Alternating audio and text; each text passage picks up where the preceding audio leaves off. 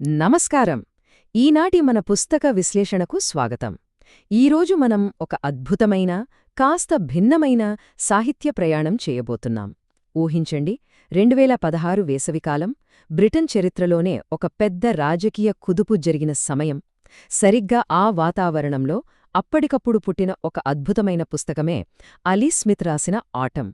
అవును, దీన్ని తొలి గొప్ప బ్రెక్సిట్ నవల అని కూడా అంటారు. మరి ఆ నవలలో ఉన్న అసలు కథేంటి, అందులో దాగి ఉన్న భావోద్వేగాలేంటి అనేది ఇప్పుడు మనం వివరంగా తెలుసుకుందాం. పదండి, మొదలుపెడదాం. ఇది అత్యంత చెడ్డ సమయం. మళ్ళీ విషయాల పట్ల ఇదే అసలు సంగతి.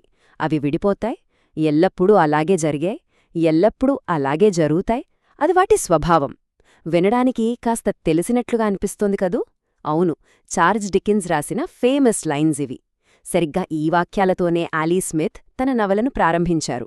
అప్పటి సమాజంలో ఉన్న గందరగోళాన్ని, బంధాలు విడిపోవడం అనేది కాలక్రమంలో ఎలా ఒక సహజమైన ప్రక్రియగా మారిందో చెప్పడానికి ఈ ఒక్క వాక్యం చాలు. అద్భుతంగా ఉంది కదా? సరే, అసలు ఈ నవల గురించి లోతుగా తెలుసుకునే ముందు ఇది ఏ రకమైన సాహిత్యమో అర్థం చేసుకోవాలి. దీన్ని బ్రెక్సిట్ లేదా కండిషన్ ఆఫ్ ఇంగ్లండ్ నవల అంటారు. అంటే ఏంటని ఆలోచిస్తున్నారా?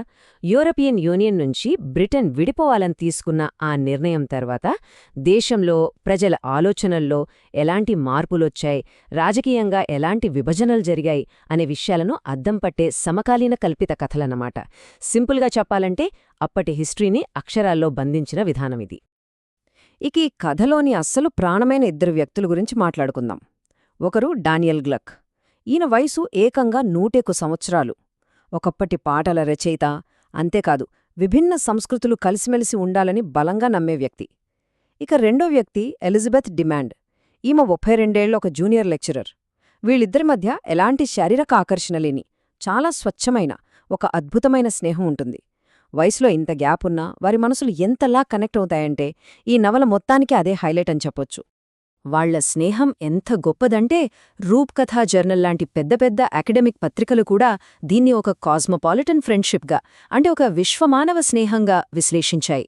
ఒక మనిషి కేవలం ఒకే చోట, ఒకే ప్రాంతానికి పరిమితమవ్వాలనే సంకుచిత ఆలోచనను వీళ్ళిద్దరి బంధం పూర్తిగా చెరిపేస్తోంది. మనుషులు సరిహద్దులకు అతీతంగా ఎలా కనెక్ట్ అవ్వగలరో వీళ్లను చూస్తే ఇట్టే అర్థమైపోతుంది. ఇప్పుడు 2016 నాటి ఆ పరిస్థితుల్ని ఒక్కసారి ఊహించుకోండి. రెఫరెండం తర్వాత దేశం మొత్తం అక్షరాల రెండుగా చీలిపోయింది. కొంతమంది బాధపడితే మరికొందరు పండగ చేసుకున్నారు. కొందరు ఇది పెద్ద తప్పు అంటే, ఇంకొందరు ఇదొక చారిత్రక అవసరమన్నారు.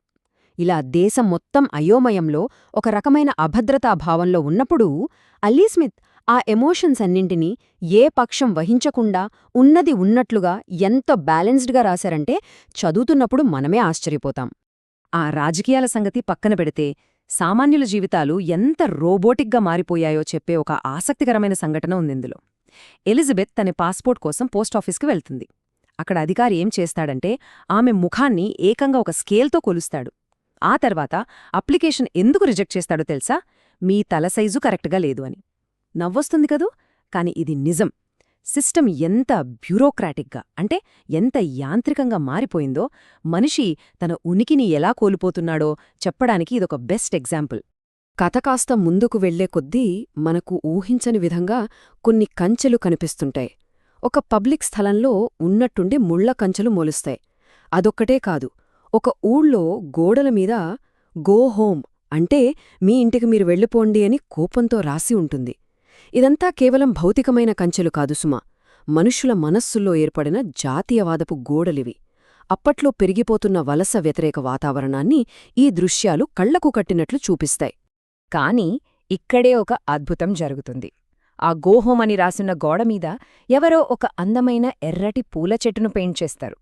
ఆ ద్వేషాన్ని పూలతో కప్పేసి ఆ కింద మేము అప్పటికే మా ఇంట్లోనే ఉన్నాము, ధన్యవాదాలు అని రాస్తారు. అబ్బా, ఎంత గొప్ప తిరుగుబాటు కదా! ఒక ద్వేషాన్ని కళ ద్వారా, ప్రేమ ద్వారా ఎలా జయించొచ్చో, ఇల్లు అనే పదానికి కొత్త అర్థమెలా చెప్పొచ్చో ఈ ఒక్క సంఘటన మనకు నేర్పుతుంది. కళ గురించి మాట్లాడుతున్నాం కాబట్టి ఎలిజబెత్ రీసెర్చ్ చేస్తున్న పాలిన్ బోటీ అనే రియల్ లైఫ్ పాప్ ఆర్టిస్ట్ గురించి కూడా ఖచ్చితంగా చెప్పుకోవాలి.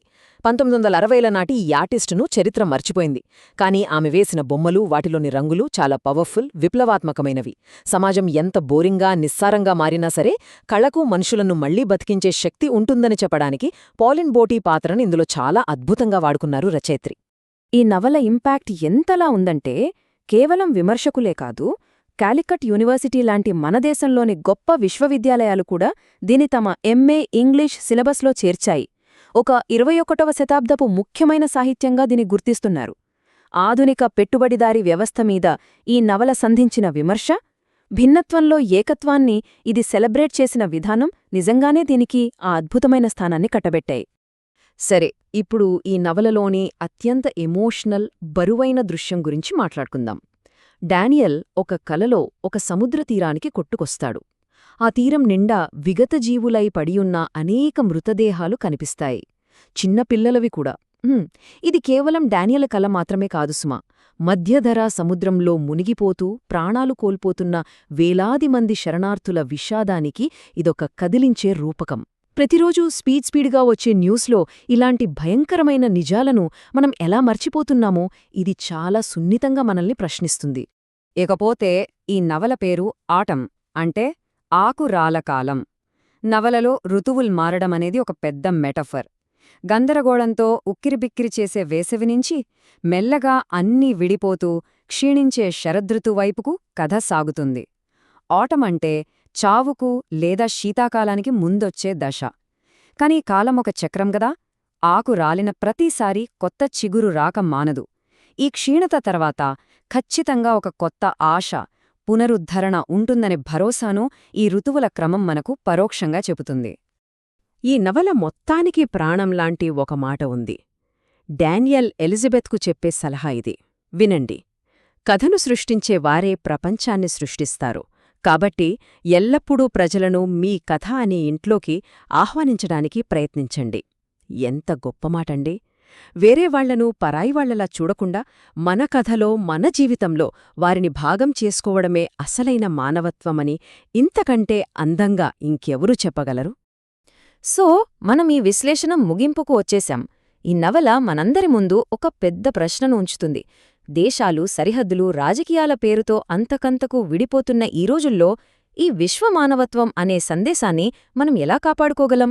ఇతరులను మన సొంత కథల ఇంట్లోకి ఎలా ఆహ్వానించగలం?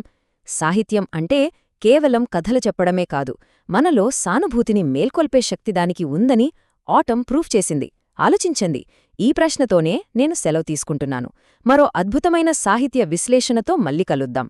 Keep learning.